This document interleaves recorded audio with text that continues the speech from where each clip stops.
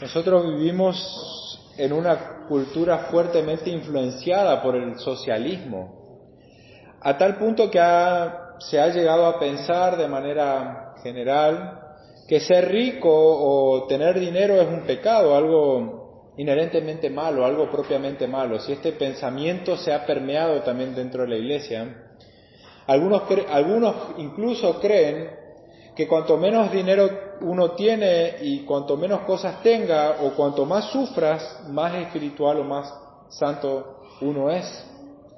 Pero ¿qué dice realmente la palabra de Dios? Sí, primeramente tenemos que ver que en ninguna parte de la Biblia se afirma que ser rico es pecado. Por otro lado, la mayor o menor espiritualidad no depende de las posesiones materiales, sino que es una cuestión del corazón, ¿sí? Nosotros podemos ser fieles al Señor en la abundancia o en la escasez. Pablo supo contentarse teniendo mucho o teniendo poco. Y el pecado, aunque se manifieste de manera diferente en personas que tengan más posesiones como aquellos que tengan escasez, en sí la raíz es la misma, es un corazón que está apartado del Señor, ¿sí? Un corazón apartado del Señor se manifiesta en pecado, aunque esa es la raíz, ¿sí? Y hoy a través de Santiago, que comenzamos el capítulo 5, vamos a explorar qué nos enseña Dios acerca de las riquezas, cómo debemos vivir lo que Él nos da, cómo debemos tratar o cómo debemos proceder, ¿sí? Y acá Santiago está haciendo un juicio contra los ricos opresores, ¿sí? Leemos capítulo 5, versículo 1.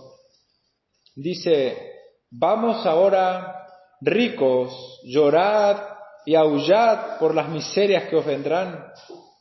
Vuestras riquezas están podridas y vuestras ropas están comidas de polilla. Vuestro oro y plata están enmohecidos y su moho testificará contra vosotros y devorará del todo vuestras carnes como fuego. Habéis acumulado tesoros para los días postreros. He aquí, clama el jornal de los obreros que han cosechado vuestras tierras, el cual por engaño no les ha sido pagado por vosotros, y los clamores de los que habían cegado han entrado en los oídos del Señor de los ejércitos. Habéis vivido en deleite sobre la tierra y sido disolutos. Habéis engordado vuestros corazones como en día de matanza. Habéis condenado y dado muerte al justo, y él nos hace resistencia, ¿sí? Y al leer este pasaje tal vez nuestro primer impulso a pensar es que este pasaje no es para mí, yo no soy de esa clase de rico, yo no tengo esa clase de posesiones. ¿Cómo me puede hablar ese pasaje a mí? Y es natural querer identificarnos con los pobres y pensar que estas palabras de juicio tan duras que da Santiago no nos tocan, ¿sí? Y aunque está dirigida principalmente a los ricos impostores en la iglesia, ¿sí?, que eran opresores, que profesaban lealtad a Cristo, pero en realidad ellos anhelaban las riquezas, la advertencia de Santiago es muy oportuna también para nosotros hoy. Los creyentes nosotros tenemos que tener cuidado de no caer en los mismos pecados que caracterizan a los incrédulos, a los inconversos, ¿sí? Tenemos que tener cuidado, ¿sí? Santiago está exhortando para que examine tu fe. Aquellas personas que están siendo opresoras, aquellos ricos que estaban oprimiendo a los pobres, Santiago está diciendo su fe no es verdadera, ¿sí? Y en cierta manera está exhortando a que nos examinemos, ¿sí? Así como todas aquellas personas que lucran con el Evangelio, ¿sí?, como conocemos falsos maestros, también entrarían dentro de esta categoría, ¿sí? Y yo quiero que nos detengamos un momento a poder reflexionar qué significa ser rico o ser pobre. Pregunta, ¿está mal tener dinero? ¿Hay un límite para lo que nosotros podamos poseer antes de que sea algo malo? Es decir, hasta acá puedo poseer, un poquito más es pecado. ¿Acaso es mejor ser pobre que ser rico? Y vamos a reflexionar juntos porque el pasaje nos habla no solamente a los millonarios o adinerados de aquel entonces que oprimían, sino que también nosotros, nos habla hoy Dios a través de su palabra. Su palabra es viva y es eficaz. Él habló en un momento y Él nos habla ahora a través de su palabra, ¿sí? Y ante la pregunta si es malo ser rico, es importante ver la perspectiva de Dios, ¿sí? Nosotros no encontramos en la Biblia que Dios condene la riqueza o el hecho de tener muchas posesiones. No hay una manera que Dios lo manifieste como que es algo malo. Al contrario, nosotros encontramos en la Biblia que las riquezas o los bienes materiales también son parte de bendiciones de parte de Dios, ¿sí? Algunos la riqueza puede ser como una condenación, pero también son una bendición de Dios, ¿sí? En sí nosotros podemos ver muchos ejemplos, ¿sí? Pensemos en Job, por ejemplo, un hombre a quien el Señor le bendijo abundantemente con 7,000 ovejas, 3,000 camellos, 500 yuntas de bueyes, 500 burros, imagínense la cantidad de animales que tenía, ¿sí? En su tiempo eso lo hacía alguien inmensamente rico y no vemos que Dios lo reprenda por poseer esas riquezas. Abraham también era una persona muy adinerada, ¿sí? Miremos también a Salomón, en Primera de Reyes 3, del 5 al 14, Dios le dijo, pide lo que quieras que yo te lo dé. ¿Sí? Pedime lo que quieras que yo te lo voy a dar, en otras palabras, ¿sí? Pedime lo que vos quieras.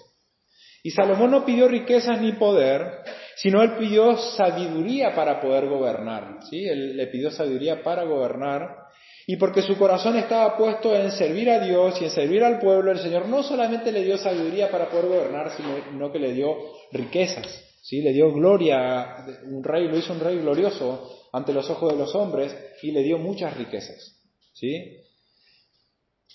Entonces podemos ver de que fueron bendiciones que el Señor dio, ¿sí? Y en los primeros días de la iglesia primitiva, como lo vemos en Hechos capítulo 4, nosotros vemos otro ejemplo, hermanos que tenían mucho dinero, que podemos considerarlo como que eran ricos, tenían posesiones, tierras, ¿sí? Tenían casas. Ellos, para ayudar a los necesitados, a los otros hermanos que estaban siendo perseguidos, que no podían trabajar, que no conseguían un trabajo, que estaban pasando en una de las crisis más grandes de la iglesia, podemos decir. Y ellos vendieron todo lo que poseían y lo acercaban a los apóstoles para que lo administraran, ¿sí? Es totalmente opuesto a cómo manejaban la riqueza, a cómo manejaban la riqueza estos ricos opresores a los cuales Santiago está reprendiendo, ¿sí? Entonces nosotros podemos ver que las riquezas en sí no es el problema, ¿sí? Hasta fue una herramienta que Dios utilizó para poder preservar la vida de muchos cristianos. Dios le proveyó riquezas a un grupo de cristianos para después utilizar esas riquezas para preservar la vida de muchos otros cristianos. Dios utilizó a lo largo de los tiempos riquezas para poder que la Biblia pueda imprimirse en grandes cantidades, para que pueda traducirse, para enviar misioneros a lugares recónditos, ¿sí? Las riquezas son utilizadas también para el bien. Entonces, ¿qué nos dice esto? Que la riqueza no es mala en sí misma. Dios la da, Dios la bendice y Dios la usa también para sus propósitos. Proverbio, por ejemplo, habla de que está bien que nosotros podamos gozar del fruto de nuestro trabajo, ¿sí? Está bien que nos deleitemos en el fruto de nuestro esfuerzo, ¿sí? Dios nos pone bienes materiales en nuestras manos para que nosotros podamos usarlo para su gloria, ¿sí? Es obvio que como cristianos nuestra responsabilidad está primeramente en los más cercanos, nuestra familia, ¿sí? Pero también para encomendarlos en la obra del Señor, ¿sí? Para sostener la obra, para levantar la obra, para poder ayudar a otros, para cuidar a los necesitados, ¿sí? El Señor nos da y nos provee y nos hace mayordomos para ver cómo nosotros administramos lo que Él nos da, ¿sí? Cuando nosotros ofrendamos, cuando nosotros damos, es reconocer de que estamos dando algo que Él nos dio, que a Él le pertenece. Es nuestro reconocimiento que de Él proviene. Pero nosotros podríamos preguntar, ¿quién es rico y quién es pobre? ¿Sí? La pregunta, ¿quién es rico? Y en sí, si nosotros nos ponemos a pensar, de quién es rico es una pregunta que es relativa. ¿Por qué es relativa? Porque depende con quién nos comparemos. Si nosotros pensamos en alguien que vive en el medio del monte, como hoy puede pasar en Chaco, en algunas partes, ¿sí? Personas que no tienen agua corriente, no tienen aire acondicionado, no tienen fuente de electricidad, no tienen electricidad, no tienen acceso a cuestiones básicas, ¿no nos sentiríamos nosotros ricos en tener todas las comodidades estas que estas personas no tienen? ¿No nos sentiríamos nosotros ricos en comparación a ellos? Por otro lado, si nosotros nos comparamos con personas como Bill Gates, ¿sí? Elon Musk, ¿sí? Si nos comparamos con estas personas, nosotros podemos sentirnos muy pobres, ¿sí? Por otro lado, ¿sí? La pobreza de hoy no se compara con la pobreza en aquel entonces. Hoy la mayoría de las personas que nosotros conocemos, salvo ciertas excepciones en lugares recónditos en el Chaco, ¿sí? Pero las personas que en general nosotros conocemos, que están en pobreza, que lo vemos con bajos recursos, tienen muchas más bendiciones y provisiones que las que tenían en aquel entonces, ¿sí? Hoy una persona de bajos recursos tiene acceso a un celular, por ejemplo, ¿sí? Tiene acceso a una movilidad, tiene acceso la mayoría tiene acceso a una ayuda de parte del gobierno mensualmente, ¿sí? Podrá ser poca, podrá ser mucha, pero es una ayuda. Antes no existían esas cosas. La clase de pobreza era extrema en aquel entonces, en la que está escribiendo Santiago. Entonces, volviendo tampoco, tenemos que entender que Santiago no está cuestionando de por qué los ricos no ayudan a los pobres. En este punto no es ese lo que Santiago está tocando. Tampoco está condenando a los ricos por ser ricos. Él está escribiendo a personas que se identificaban como cristianos, porque dice, a vosotros os digo. Algunos piensan de que estos ricos estaban lejos, ¿sí? Pero en el contexto dice, vos vamos ahora ricos, ¿sí? Es como que le está hablando de manera directa. Podemos decir que decían seguir a Cristo, que vivían, pero que vivían como si Dios no existiera. ¿Sí? Anteriormente veíamos esa necesidad de personas que vivían como si Dios no existiera. Tenían abundancia, tenían comida, tenían ropa, oro, y sin embargo oprimían a los pobres. ¿Cómo? Acumulando riquezas, lo cual no es malo acumular riquezas, ¿sí? El problema es cómo lo hacían. Acumulaban riquezas reteniendo el salario de aquellas personas que iban a trabajar a su campo, obreros que trabajaban en los campos, ¿sí? Mientras ellos disfrutaban de lujos, de placeres, como dice el versículo 5, ellos no se daban cuenta que no pagar a tiempo era como condenar a estos trabajadores a la muerte, ¿sí? Porque en aquel entonces, en la pobreza extrema, el jornal era el sustento diario. O sea, vos privarle del jornal diario era como prácticamente mandarle a que esa persona no coma nada. No sabemos si de otra manera estas personas no le pagaban lo que correspondía, no sabemos, pero sí sabemos que no le pagaban en tiempo y forma el trabajo diario. Si no es que a fin de mes llega y se le paga, era hoy trabajaste, hoy te pago, ellos iban y compraban y con eso vivían.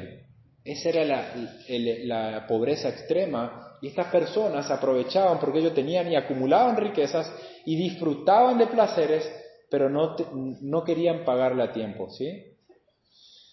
Entonces, los clamores de estos obreros llegó a los oídos del Señor, dice Santiago, ¿sí?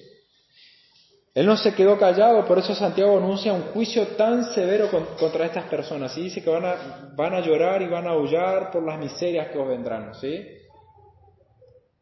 La condenación eterna le espera a estas clases de personas. No pueden decir que son cristianos. Lo único que pueden esperar, por más que proclamen a Cristo como Señor, es la condenación eterna.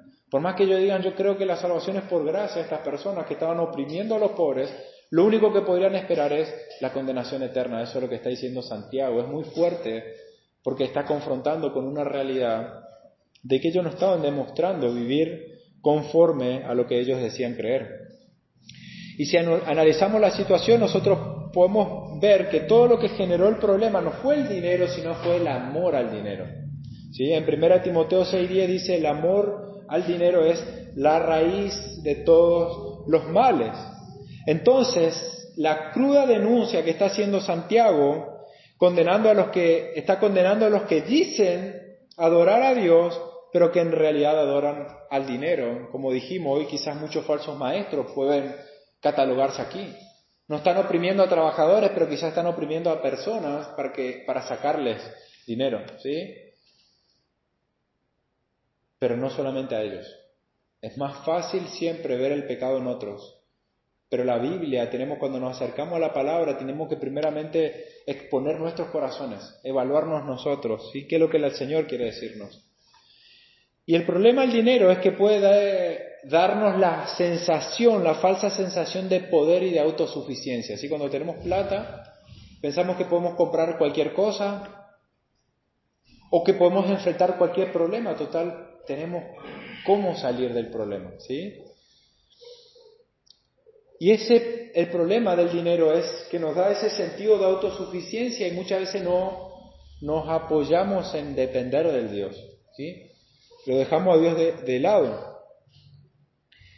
Pero por otro lado, analizando las riquezas por el lado bueno, las riquezas son necesarias y pueden ser una bendición, como dije anteriormente. Para dar a otros es necesario tener, ¿sí?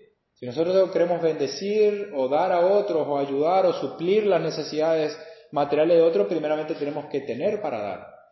Y fíjense que Pablo lo entendió muy bien cuando habló en Efesios 4:28, yo se los leo en la Nueva Versión Internacional, ustedes después lo pueden corroborar, dice, el que robaba, Efesios 4:28, el que robaba, que no robe más, sino que trabaje honradamente con las manos para tener que compartir con las necesidades. Fíjense, el que robaba, que no robe, sino que trabaje para tener con qué compartir.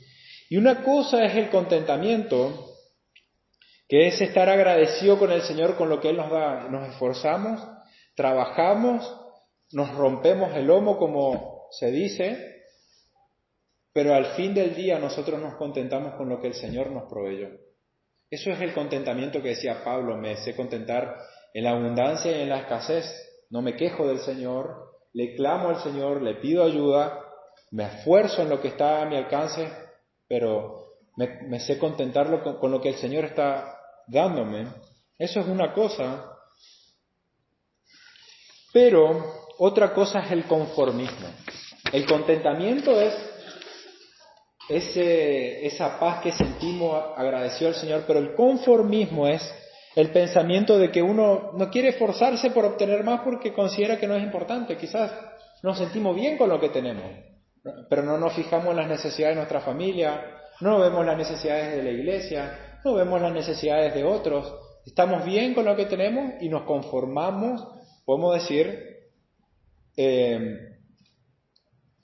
con eso, y eso muchas veces es un problema de pereza, ¿sí?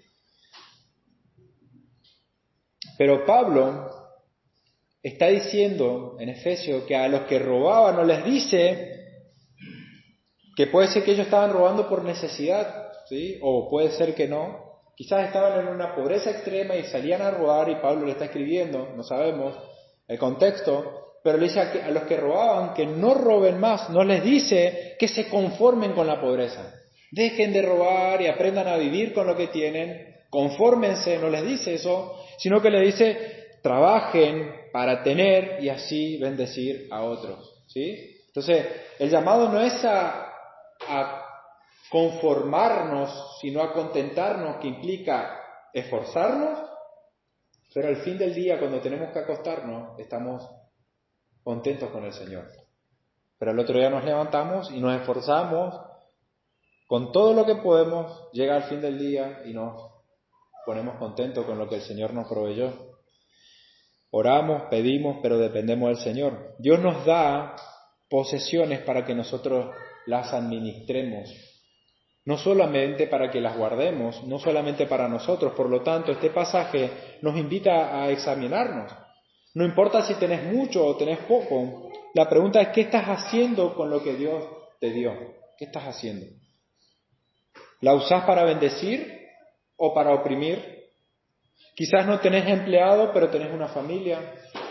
Quizás no tenés empleados, pero tenés hermanos. ¿Cómo usás las riquezas, las posesiones? ¿Confías en Dios o confías en las posesiones? No esforzarnos por progresar no es sinónimo de confiar en Dios. Muchas veces pensamos que el conformismo, el no esforzarnos, es símbolo de mayor espiritualidad porque decimos yo confío en que el Señor me va a dar un trabajo. No es sinónimo de confiar, sino que por el contrario es una desconfianza al Señor. Porque el Señor nos da y nos demanda que nosotros esforcemos. En la parábola de los talentos vemos que le dio a muchos diferentes talentos y demandó que ellos lo multipliquen con las capacidades que el Señor les dio. Y el Señor nos da capacidades para generar riquezas.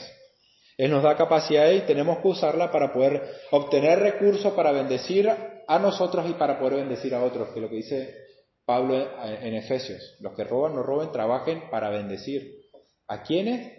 A su familia. ¿A quiénes más? A sus hermanos. ¿A quiénes más? A sus cercanos. ¿Sí? A los necesitados. Y tenemos que saber que la riqueza no es el enemigo, pero el amor a ella sí puede apartarnos del Señor. El amor a la riqueza no hace falta tener abundancia de plata para poder hacer amante de las riquezas. Podemos tener bajos recursos y aún así ser amante de las riquezas. Y Jesús nos enseñó diciéndonos, donde esté tu tesoro, allí estará también tu corazón, dice en Mateo 6.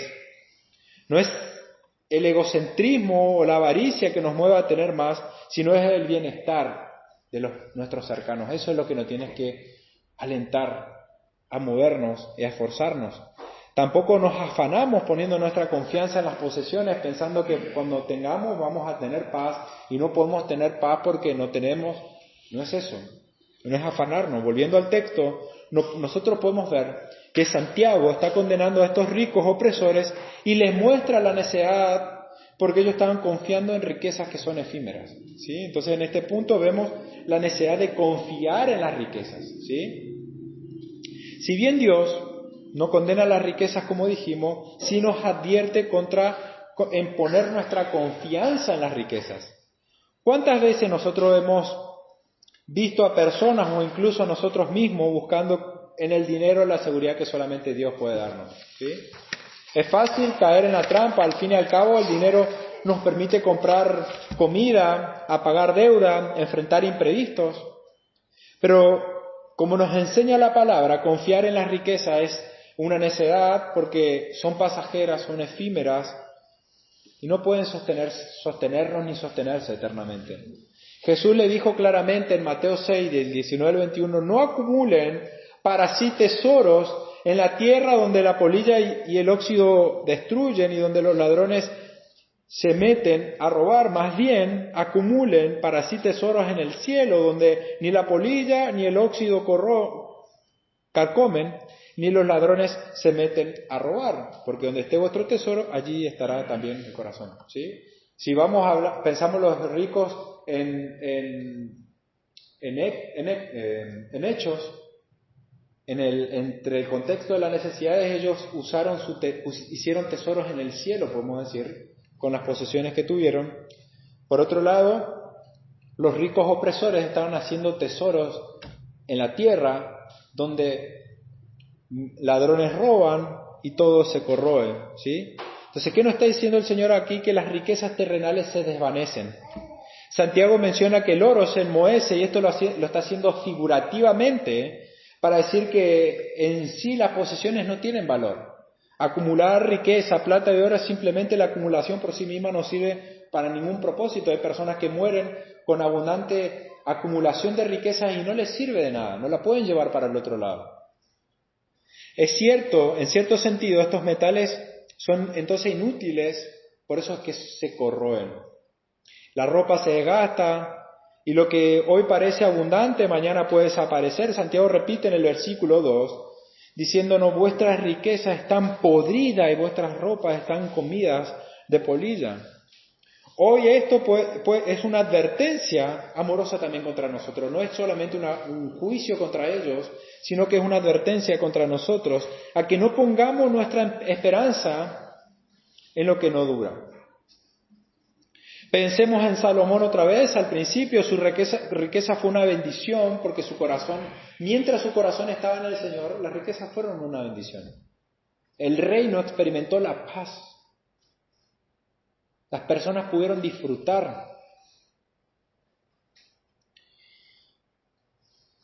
Pero más tarde, cuando él confió más en su poder y en sus posesiones que en el Señor, su vida se desvió. Las riquezas le dieron la falsa sensación de control y eso lo alejó de la verdadera fuente de vida. Entonces, eso es una necedad. Creer que el dinero nos salvará, creer que el dinero nos va a hacer felices y nos dará la paz, algo que solamente Dios lo puede hacer. Las riquezas sin Dios son necedad. Las riquezas en las manos de Dios son de bendición para nuestros cercanos, para los que nos rodean y para nosotros, ¿sí? Pablo también nos guía en esto. En 1 Timoteo 6:17 escribe: a los ricos de este mundo, mándales que no sean arrogantes ni pongan su esperanza en las riquezas que son tan inciertas, sino en Dios, que nos provee de todo abundantemente para que lo disfrutemos. ¿Sí? ¿Ven la sabiduría aquí? No se trata de rechazar las riquezas, sino de no aferrarnos a ellas como si fuera nuestra salvación. Pero siendo conscientes que Dios nos provee abundantemente para que nosotros las disfrutemos, dice Pablo, ¿sí? Que no pongamos nuestras riquezas como los ricos, o no pongamos nuestra esperanza en las riquezas, pero dice que Dios nos da abundantemente para que las disfrutemos. Del Señor vienen, son una bendición, no es una maldición. Si estamos creyendo en el Señor, es una bendición y lo da para que lo disfrutemos y para que lo administremos correctamente. Por lo tanto, no es no trabajar y no esforzarnos, sino que nuestra paz y nuestra seguridad no provee de lo que nosotros tenemos, sino en Dios, porque nosotros lo conocemos y por eso nos esforzamos. Pero sabiendo que las riquezas son inciertas, nuestras posesiones, nuestra seguridad no está en lo que nosotros tenemos, ¿sí? Como le dije una vez a mi esposa, hablando de temas del futuro, de que yo me esfuerzo por trabajar, me voy a ser fiel en lo que hago, ¿sí? Voy a esforzarme en lo que esté a mi alcance para poder proveer para sus necesidades, para las necesidades de la familia, ¿sí? Pero su esperanza o la esperanza de la familia no tiene que estar en mí como proveedor, sino en Dios. Yo soy una herramienta en las manos de Dios para proveer a mi familia. Si yo fallo, le estoy fallando al Señor en proveer a mi familia, ¿sí? En este caso, el clamor de ellos va a llegar al Señor. Y cuando yo muera, por eso es la inseguridad cuando pasamos el coronavirus. ¿Qué pasa si yo muero, que soy la fuente de sustento? ¿Qué va a pasar para ella o para la familia? Y seguir confiando en el Señor, que es el Señor el que provee. De una u otra manera el Señor se va a ocupar. Yo soy un instrumento y el Señor se va a ocupar de proveerles, ¿sí? De esta manera vemos que el Señor, o acá en Santiago vemos que el Señor está atento al clamor de su pueblo, ¿sí? En este pasaje nosotros podemos ver que el clamor de los pobres que estaban siendo oprimidos llega a los ojos del Señor. Por eso es que Santiago está anunciando contra estos ricos opresores un juicio tan severo, ¿sí? Y esto nos da consuelo sabiendo que el Señor sí nos escucha. Él está pendiente de nuestras necesidades, de nuestro clamor. No hay algo que al Señor se le escapa. Pero muchas veces no tenemos porque no pedimos. Y cuando pedimos, pedimos mal. O muchas veces no dependemos lo suficiente del Señor. El Señor tiene que llevarnos a quebrar los pies más o menos para que nosotros nos arrodillemos y dependamos de Él. Y si lo tiene que hacer el Señor es bueno y lo va a hacer. Otra de las cosas que nosotros podemos ver en este pasaje en los ricos opresores es el pecado de las ganancias deshonestas. Esto es lo que caracterizaba a estas personas, ricos opresores, se enriquecían de una manera deshonesta, ¿sí? Estos ricos no solamente acumulaban riquezas, sino que lo hacían robando a los pobres. ¿Cómo? Quizás no le pagaban lo que era justo lo que merecía su trabajo, como dijimos, algo que no sabemos, pero algo que sí sabemos que no les daban en tiempo y forma. En cierta manera le estaban robando. Versículo 4 es contundente, dice aquí: clama el jornal de los obreros que han cosechado vuestra tierra. Si ellos fueron, trabajaron y después estaban rogándole para que le estén pagando. Y capaz que le daban de apuchito y no sé, el contexto. Pero sí el clamor de ellos ha llegado al Señor, el cual, dice, por engaño no les ha sido pagado por vosotros. Les hizo trabajar y no les pagaron. Y eso no era un simple descuido de estas personas, era una injusticia deliberada, un robo, podemos decir, disfrazado.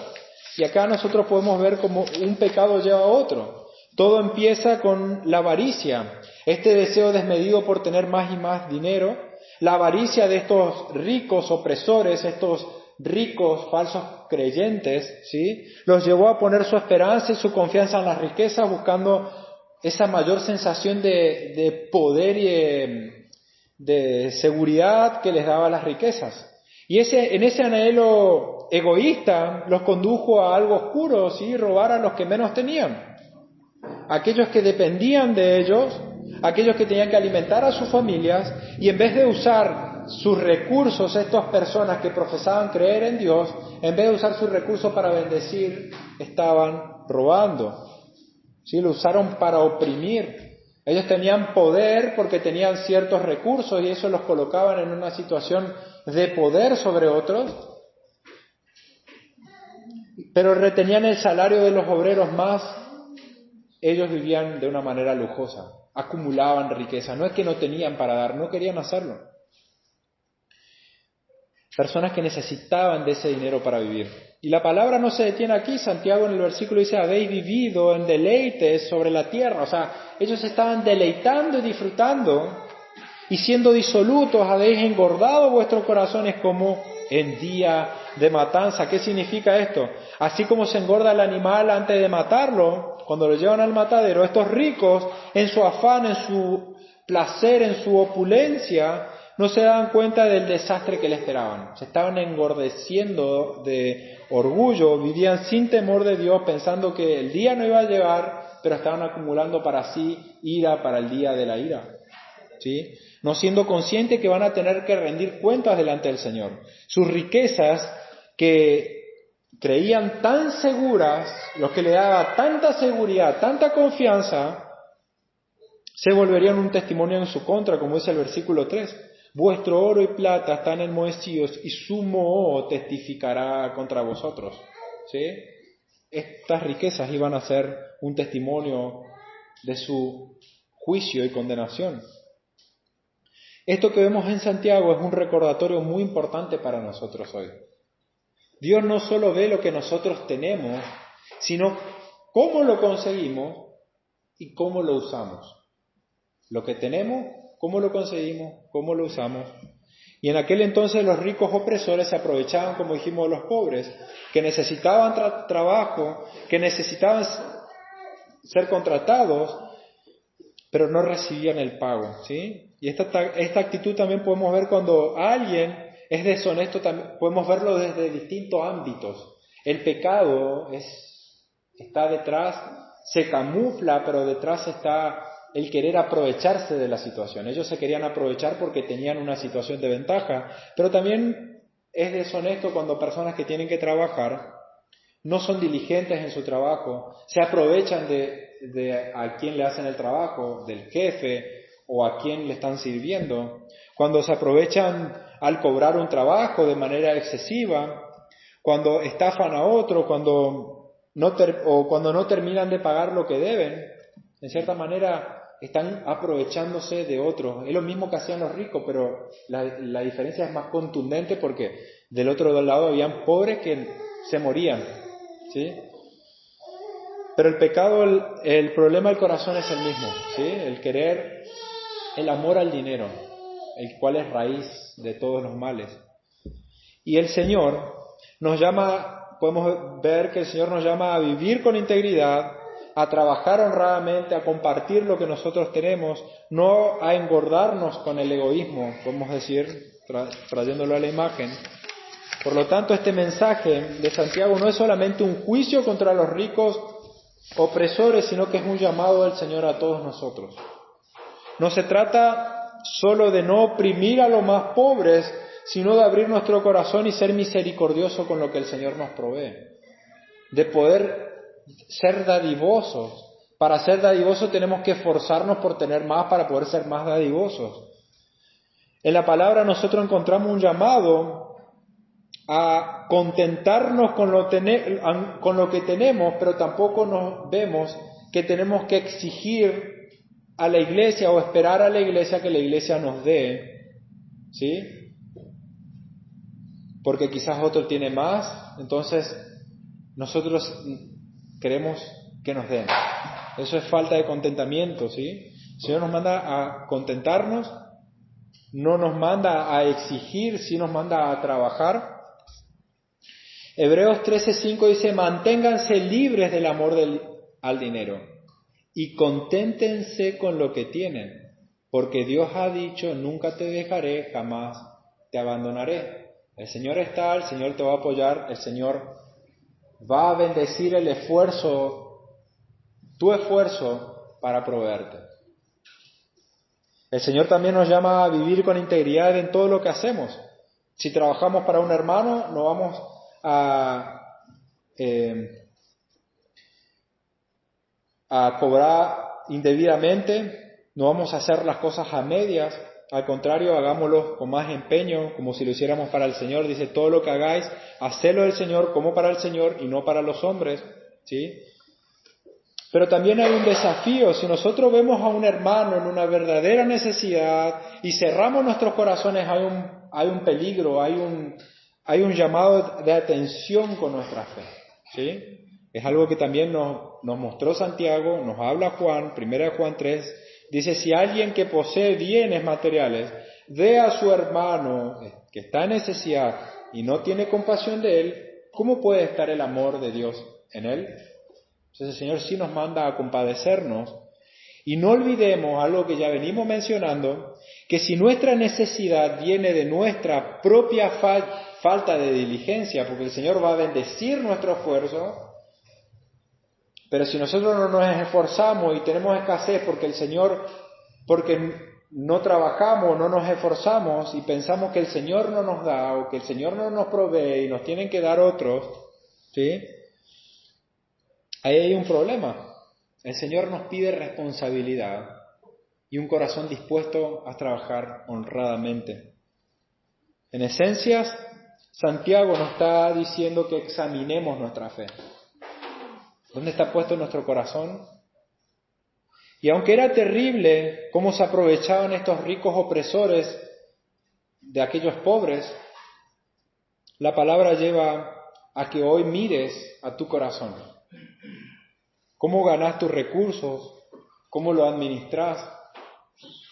¿Reflejan tu vida amor y la justicia de Cristo?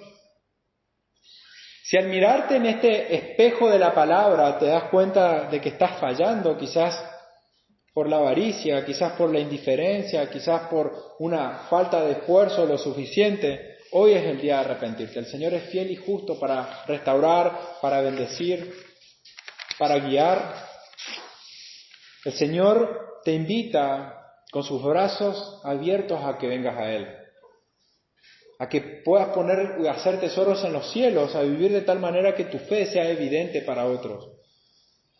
No endurezcas tu corazón, deja que el Espíritu Santo pueda obrar. No con tristeza al Espíritu, si es que en verdad has creído. Tengas mucho, tengas poco, tenga lo que tengas, que sean y vivas para la gloria del Señor. Y que puedas contentarte con lo que tenés, que puedas confiar en el Señor, que Él se compadece de los necesitados. Nuestra confianza no está puesta en alguien que es indiferente a nosotros, alguien que se hizo igual a nosotros. Cristo se hizo igual, a tal punto se identificó Cristo con nosotros, que se hizo de carne y hueso, para llevar todos nuestros pecados, todas nuestras maldades, para poder cargarlas en una cruz, donde sufrió un castigo, el castigo eterno que nosotros merecíamos, Cristo lo padeció en la cruz. Un ser eterno sufrió un castigo eterno por nuestro pecado. Nosotros no pecamos contra alguien meramente indiferente o alguien igual a nosotros. Nosotros pecamos contra un Dios sumamente santo. Lo que nosotros hicimos y nuestros pecados son extremadamente graves contra un Dios tan santo. Pero Cristo se identificó con nosotros, Él murió por nosotros y Él resucitó para poder declararnos justos. Y Él hoy, no solamente Él resucitó, sino que Él intercede por nosotros. Por lo tanto, nuestra confianza en momentos de escasez está en el Señor, en los momentos de dificultad. Si estamos teniendo un trabajo, estamos sintiéndonos oprimidos porque no recibimos el pago, es mantenernos firmes, pero clamando al Señor. No quejándonos, clamando al Señor. El clamor del Señor llegó, el clamor de su pueblo llegó a los oídos del Señor. Y el Señor hará justicia. Nuestra confianza está puesta en Él. Oramos. Dios Padre, gracias te damos. Gracias porque nuestra confianza está puesta en Cristo, no en los hombres, no en lo que los hombres puedan darnos. Nuestra seguridad no está en un trabajo firme, fijo. La seguridad nos das tú, Señor, que nuestra confianza está puesta en ti, Señor. Aunque está bien que lo anhelemos, o aunque lo busquemos, o aunque nos esforcemos, nuestra confianza está puesta en ti. Y porque nuestra confianza está puesta en ti es que nos vamos a esforzar, porque sabemos que tú bendecirás el fruto de nuestro esfuerzo, porque tú no nos desamparas. En ti estamos seguros, Señor. Nuestro clamor llega ante tu trono. Nuestra seguridad descansa en ti, Señor. ¿Cómo no hemos de agradecerte, de alabarte, de honrarte, de rendir nuestras vidas a ti? Tú eres digno, Señor, de que vivamos por ti y de que muramos por ti. Te alabamos, te damos la gloria, la honra y el honor solo a ti. Amén.